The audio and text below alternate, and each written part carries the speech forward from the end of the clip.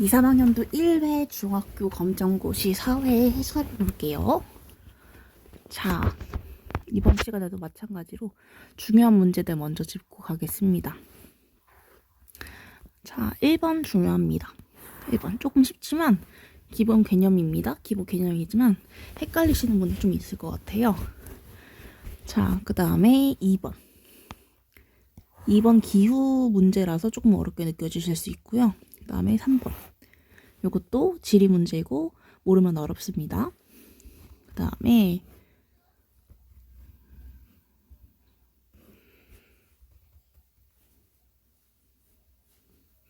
11번.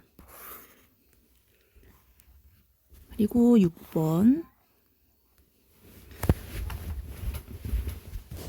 그리고 다음 페이지로 넘어갈게요. 아이고, 다음 페이지로 넘어가서 자, 14번. 이거 지난번에 했던 내용이죠? 근데 그래프만 바뀌었습니다. 그리고 자, 밑으로 내려가서 21번.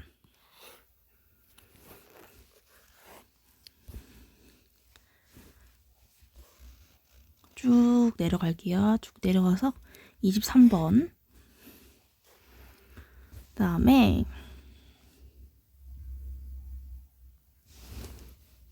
25번. 네, 요 정도 되겠습니다.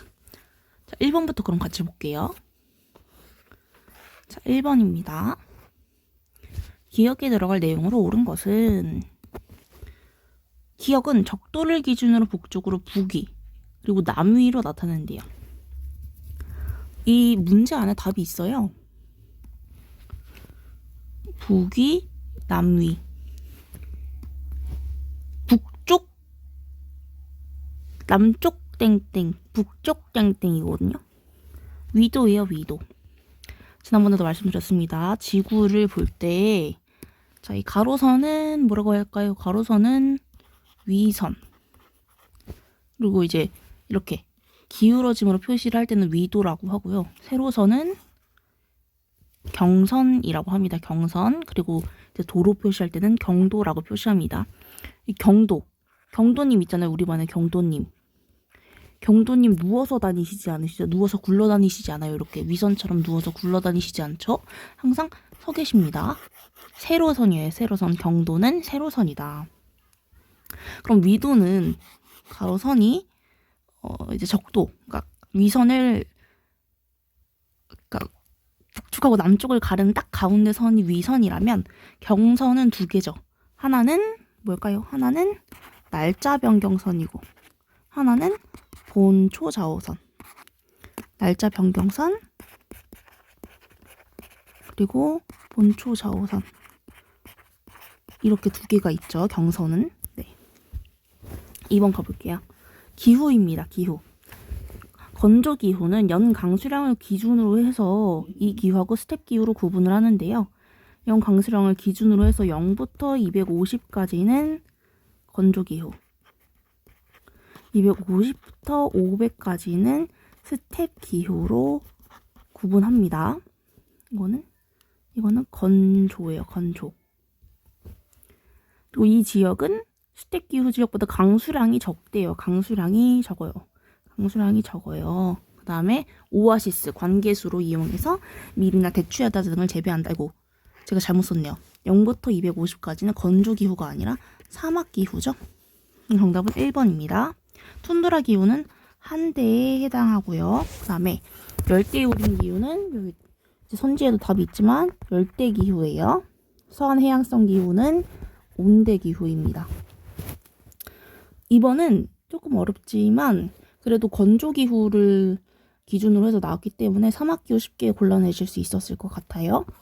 3번 갈게요.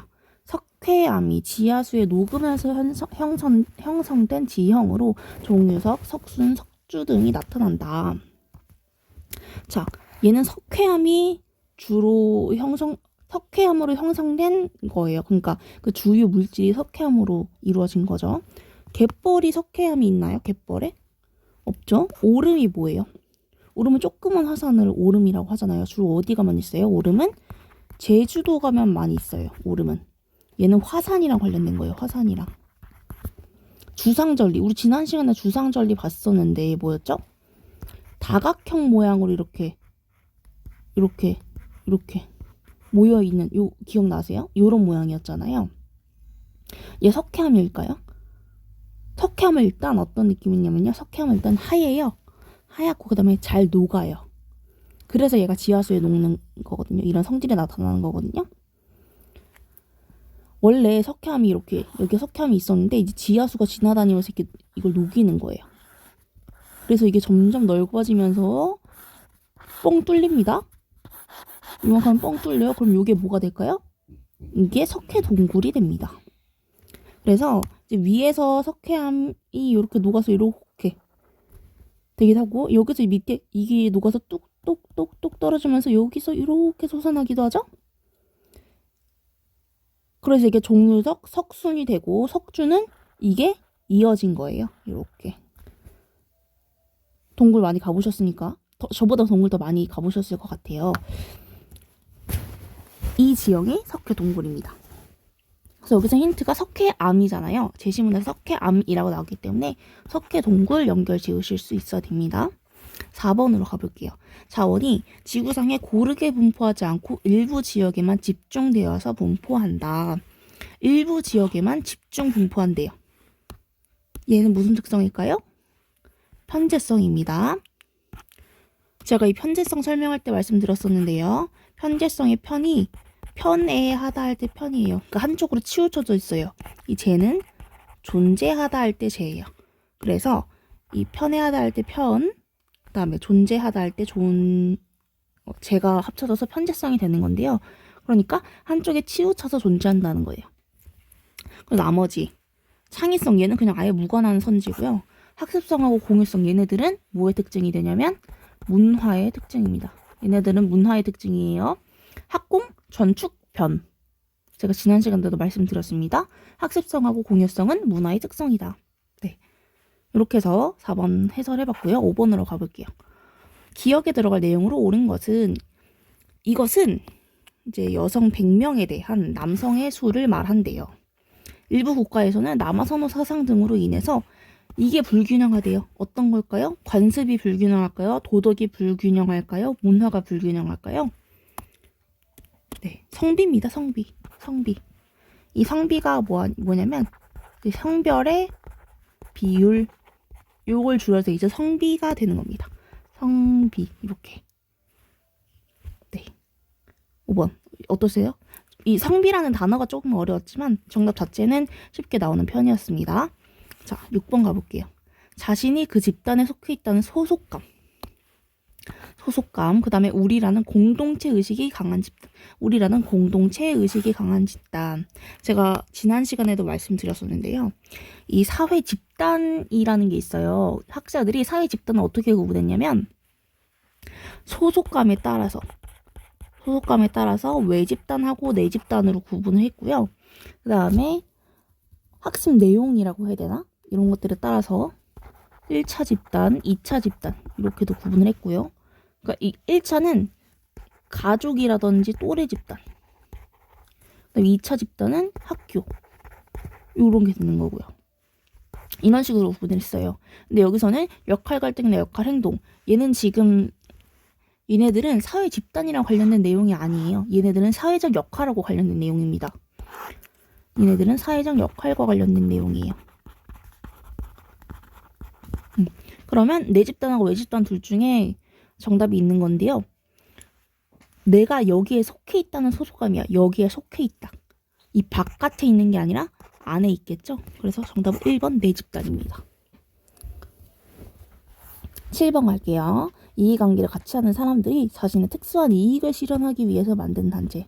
자신의 이익을 실현하기 위해서 만든 거예요.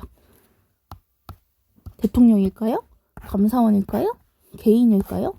단체라고 했잖아요. 개인은 당연히 아니겠죠. 정답은 이 집단입니다. 8번 가볼게요. 8번 쉽습니다. 열대지역 바다에서 발생한 이게 한반도로 북상 중이래요. 강풍과 폭우 피해에 유의하시기 바랍니다. 태풍이죠. 9번입니다. 국가의 주권이 미치는 범위는 영역이라고 하고 이거하고 영하의 수직 상공을 땡땡이라고 한대요. 뭘까요? 수직상공. 수직상공. 이게 땅이고 이게 바다면 얘네들의 수직상공 여기부터 여기까지 얘네들을 뭐라고 하죠? 영공이라고 합니다. 그리고 제가 말씀드렸는데요. 방금 힌트를 드려버렸어요. 땅하고 바다. 지금 여기 바다는 나와 있죠? 땅은 영토가 되겠죠? 정답은 1번입니다. 하나 더 참고로 말씀드리면 영해는 12해리까지만, 베타적 경제 수역은 200해리까지만입니다. 10번. 한 개인이 자신의 속한 사회의 언어, 규범, 가치관 등을 배워나가는 과정은 뭐라고 할까요? 사회화죠. 선거, 신급제도, 빈부격차 이거 다 상관없는 내용입니다. 배워나가는 과정이잖아요. 그쵸? 이것도 쉬웠습니다. 자, 11번 가볼게요. 11번. 기억 니은에 해당하는 것으로 옳은 것은 용어 거르는 문제입니다. 이 기억은 도시의 수나 면적 그리고 도시 거주 인구가 증가하는 현상을 말한다. 도시 수 혹은 면적이 증가하는 거예요. 원래는 원래는 시골이었는데 촌락이었는데 요게 촌락에서 도시로 바뀌는 거예요. 그럼 어떨까요? 촌락의 수는 줄고 도시의 수 혹은 도시의 면적은 늘어나는 거죠. 이걸 뭐라고 할까요? 도시화라고 합니다. 도시화. 그리고 도시의 무분별한 팽창을 막고 녹지를 확보하기 위해서 뭘 설정하기도 할까요? 개발 제한 구역을 설정하는 거죠. 그래서 개발 제한 구역은 다른 말로 뭐라고 하냐면 그린벨트라고도 했습니다. 그린벨트. 인구 공동화 현상은 뭘까요? 인구 공동화 현상은 이제 사람들이 도시에서 살기에는, 그러니까 도심에서 살기에는 집값이 많이 비싸잖아요. 그렇기 때문에 여기가 도심이면 이 도심에서 안 살고 주변에 살죠. 요쯤에 살아요. 요쯤에. 여기 요쯤에 살아요. 그러면서 출퇴근을 하죠. 출퇴근을 해요. 그래서 낮에는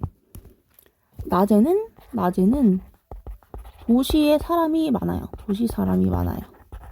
그런데 밤이 되면 일이 끝나니까 이 사람들이 다 집으로 돌아가야 되죠. 그때는 도시의 사람들이 줄어듭니다. 이걸 인구 공동화 현상이라고 해요. 12번입니다. 법을 해석하고 적용해서 분쟁을 해결해주는 역할을 하는 국가기관이 어디인가요? 너무 쉽죠? 법원입니다. 국세청은 세금 관련된 곳이고, 기상청은 날씨죠. 날씨 알려주는 데가 기상청이고, 금융감독원은 법이랑은 관련 없죠. 얘는 돈이랑 관련된 일이니까. 13번. 개인과 개인 사이에서 일어나는 법률 관계에 관한 다툼을 해결하기 위한 재판이다. 개인과 개인. 얘네 뭐 형사가 나왔나요? 뭐 경찰이라든지 형사 이런 게 나왔나요? 아니죠. 선거 재판, 선거랑 관련된 내용 없었습니다. 행정과 관련된 내용도 없었어요. 개인과 개인, 즉 민과 민 사이에서 일어난 재판입니다. 그래서 민사재판이라고 해요. 14번입니다. 14번 이번에도 어렵게 조금 느껴지셨을 수도 있는데 지난번에 말씀드렸던 내용을 한번 다시 복습해보면요. 이 가격이라는 거, 그 다음에 거래량이라는 거, 즉 몇 개 팔지, 이게 어디서 결정되냐면요. 수요하고 공급이 일치해야지만 요게 결정됩니다. 균형 가격이라든지 균형 거래량이 결정이 돼요. 이렇게. 그럼 점이 여기에 있었는데 파란 점이었는데 어디로 옮겨졌대요? 이렇게 초록점으로 옮겨졌대요. 그러면 파란 점에서 초록점으로 어떻게 됐어요? 올라갔어요. 균형 가격 올라간 거죠. 균형 거래량은요? 올라간 거죠. 둘 다. 그래서 정답은 2번입니다. 반대로 반대로 지난번처럼 한번 연습해 볼게요. 자, 파란 점이 어디로 이사를 갔냐면 이번에 여기에 선이 생긴 거예요. 초록점이. 그러면 어떻게 될까요? 균형 가격도 균형 거래량도 감소하는 거죠. 쭉 내려갔잖아요. 아시겠죠? 자, 그럼 한번 이것도 해볼까요? 파란 점 여기였는데 자, 이번에는 공급이 증가했어요. 그러면 쭉 이쪽으로 어떻게 될까요? 이거 조금 어려우실 수 있는데요. 자, 여기 초록색 점으로 옮겨졌어요. 그러면 가격은 어때요? 가격은 여기가 가격이에요. 가격은 요만큼 떨어진 거예요. 그렇죠? 가격은 요만큼 떨어졌어요. 요만큼 가격이 떨어졌어요. 그런데 수량은 어때요? 수량은 요렇게거든요. 오른쪽으로 갈수록 많아지는 거예요. 수량은 가격은 떨어졌는데 수량은 늘어났죠. 가격은 떨어졌는데 수량은 요만큼 늘어난 거예요. 그래서 이때는 공급이 늘어났을 때는 가격은 떨어지고 수량은 많아진다. 근데 생각해 보세요. 시장에 물건이 많아요. 그게 공급이잖아요. 파는 물건이 많아요. 그러면 당연히 수량은 늘어났지만 그만큼 가격도 떨어지겠죠. 왜요? 얘 가치가 떨어진 거죠. 희소하지 않으니까. 그 전에는 흔하지 않은 거였는데, 그 전에는 희소한 거였는데, 그래서 가격은 높고 수요량은 적었어요. 수량은 적었어요. 거래량은 적었어요. 거래량. 그런데 희소하지 않아지면 가격은 떨어지고 거래량은 늘어나죠. 이게 잘 이해가 안 되시면 잠깐 멈춰놓고 생각해 보세요. 희소성이라는 게 뭐였죠?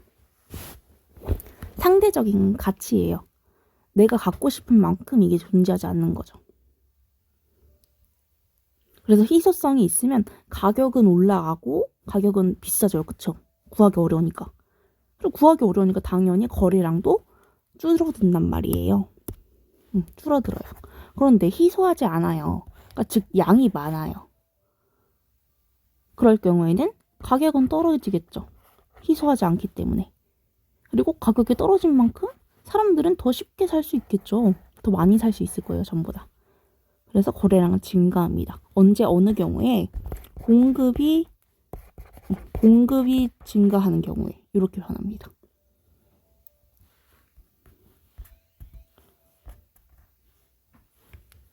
그래서 이 부분 이해 안 되시면 잠깐 멈춰두고 천천히 생각해 보시고 그래도 어려우시면 질문해 주세요. 아시겠죠?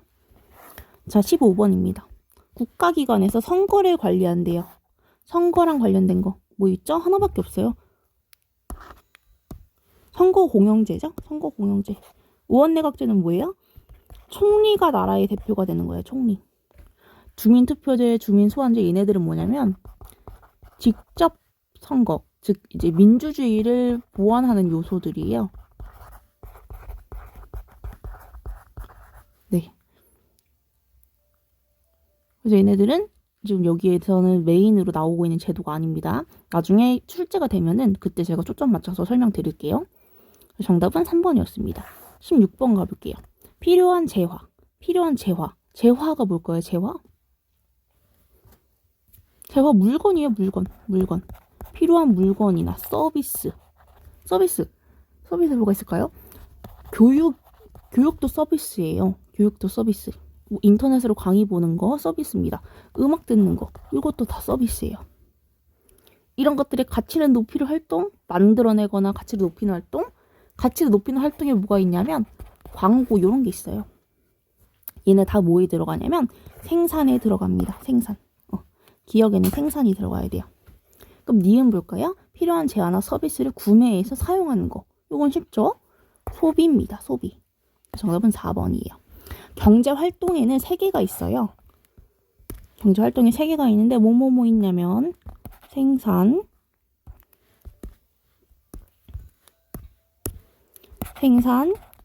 소비, 분배가 있습니다.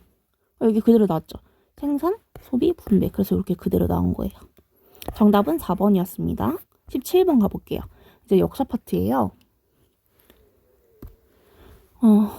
다음에서 설명하는 유물이 처음으로 제작된 시대는 비파형 동검 나왔네요. 비파형 동검 하면 고조선 떠올려야 돼요.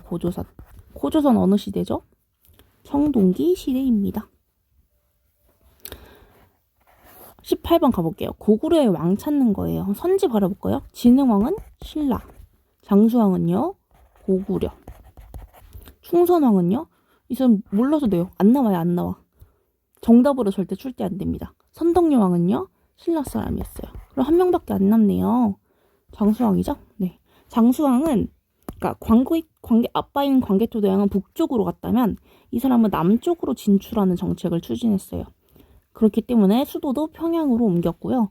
그리고 계속 밑으로 내려가면서 백제의 수도인 한산까지도 함락을 했습니다. 그래서 이제 한강을 차지하는 모습을 볼 수 있습니다. 19번 볼게요. 고려 후기의 정치 세력을 고르는 겁니다. 고려의 정치 세력은 계속 쭉 변하는 모습, 계속 이제 변하는데요. 어떻게 변하냐? 초기에는 호족들이요, 호족. 그러니까 지방 호족들. 그다음에 중기에는요. 중기에는 몽골에서 쳐들어오죠. 그러면서 이 사람들한테 붙어있는 권문세족들이 권력을 잡고요. 그리고 말기가 되면 누가 권력을 잡냐면 신진사대부가 권력을 잡아요. 신진사대부. 그리고 이 사람들이 모여서 조선을 건국하는 겁니다. 정답은 4번이에요. 정몽주, 정도전 이런 사람들 다 신진사대부에 들어갑니다. 그리고 신진사대부는 성리학 중시했고요. 그 다음에 공민왕 누구였죠? 공민왕은 어느 나라의 왕? 고려의 왕이에요. 공민왕은 고려의 왕이었습니다. 사림은 조선시대 때 등장하는 양반 집단이고요. 진골이랑 육두품 얘네들은 다 신라의 정치 세력이에요. 네. 자, 20번 가볼게요. 대조영이 세운 나라 뭐죠? 대조영이 세운 나라는 하나밖에 없죠? 발해입니다. 발해. 이 정도는 다 쉽게 푸셨을 것 같고요. 21번 가볼게요. 태조에서 철종까지 조선의 역사를 기록한 거예요. 유네스코 세계기록유산으로 등재되었다. 얘는 조선 왕조실록이에요. 태조에서 철종까지, 즉 조선의 시작부터 끝까지 이 모든 왕들에 대한 것을 다 기록했어요. 전 세계에 이런 유물은 없습니다. 농사직설은요, 말 그대로 농사법을 정리한 거예요. 농법.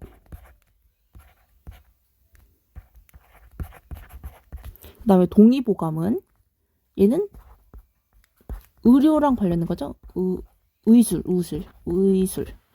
그리고 고려사조료는 여기 말 그대로 고려의 역사를 정리한 거예요. 고려의 역사. 자, 22번 가볼게요. 일제강점기 최대 규모의 민족운동이다. 그 다음에 대한민국 임시정부 수립의 계기가 됐다. 새마을운동은 언제 일어났어요? 박정희 정부 때. 국채보상운동은요? 얘도 이제 일제강점기 때 일어나긴 했지만 얘가 임시정부 수립의 계기가 된 건 아니에요. 물산장려운동은요? 얘도 일제 때 일어나는데요. 이제 국채보상이나 운동이나 물산장려운동 둘 다 경제적 측면에서 자립을 위해서 시도된 운동이라고 볼 수 있죠. 정답은 1번 3.1운동입니다. 미술진 기억에 해당하는 법은 요런 거는 그냥 암기하시는 것밖에 없어요. 광해군이 실시한 개혁 중에 대표적인 게 뭐냐면 대동법을 시행한 거예요. 대동법. 원래는 집집마다 뭘 납부해서 됐냐면 특산물 이런 걸 납부했던 거예요. 그런데 올해 농사가 잘 될지 안 될지 어떻게 알아요? 그거 모르는 거죠. 그래서 광해군 때부터는 집집마다 이렇게 특산물 내던 거 혹은 뭐 과일 내던 거 우리 집에서 잘 나는 거 이런 거 내던 거에서 토지를 기준으로 해서 땅이 있는 사람들은 쌀을 얼마나 내야 된다 이렇게 기준을 바꿔준 거예요. 그래서 가진 사람이 더 세금을 많이 내게끔. 정답은 대동법이고요. 유신헌법은 박정희 때. 국가총독법은 일제가 전쟁 일으키던 때 1940년대, 1930년대 요때 시행했던 겁니다. 노비안건법은요. 고려시대 때 광종이 시행한 거예요. 광종. 자, 24번 가볼게요. 이순신 나오면 하나밖에 없죠? 뭐예요? 네, 임진왜란입니다. 임진왜란. 정답은 3번입니다. 병자호란, 정묘호란 요거 두 개 있잖아. 얘네들은 누가 쳐들어온 거냐면 중국 오랑캐가 쳐들어왔다 요거예요. 얘도 오랑캐. 어디? 중국의 오랑캐. 신미양요는요? 얘는 미국이에요. 미국. 25번입니다. 마지막. 자, 분단 이후 최초로 남과 북의 정상이 평양에서 만나서 6.15 남북 공동선언을 발표했다. 그래서 이 선언에서 남과 북은 경제, 문화 등 교류와 협력을 활성화하고 이산가족 문제 등을 조속히 풀어나기로 합의했다. 전두환 정부는 언제일까요? 이 전두환 정부는 1980년대예요. 80년대. 그리고 노태우 정부는 언제 있었을까요? 노태우 정부도 1980년대입니다. 김영삼 정부는 언제냐? 얘는 1990년대. 김대중 정부는 1990년대부터 2000년대. 2003년까지거든요. 2000년대 그냥 이렇게 쓸게요. 그래서 지금 이 선지가 어떻게 되어 있냐면 전두환 다음에 누가 등장했냐면 전두환 다음에 대통령 된 사람이 노태우예요. 이렇게. 노태우 다음에 대통령 된 사람이 누구냐? 김영삼이에요. 김영삼 다음에 대통령 된 사람이 김대중입니다. 이 정답은 김대중이에요. 김대중. 김대중 대통령이 이런 평화 업적을 많이 이루면서 노벨 평화상을 받기도 했잖아요. 네. 이 분단 이후 최초로 남과 북의 정상이 만났다. 이런 내용에서 김대중 정부의 힌트를 얻으실 수 있어야 했습니다. 네. 그러면 23년 1회 해설은 여기까지 할게요. 복습 꼭 꼼꼼히 하시고요.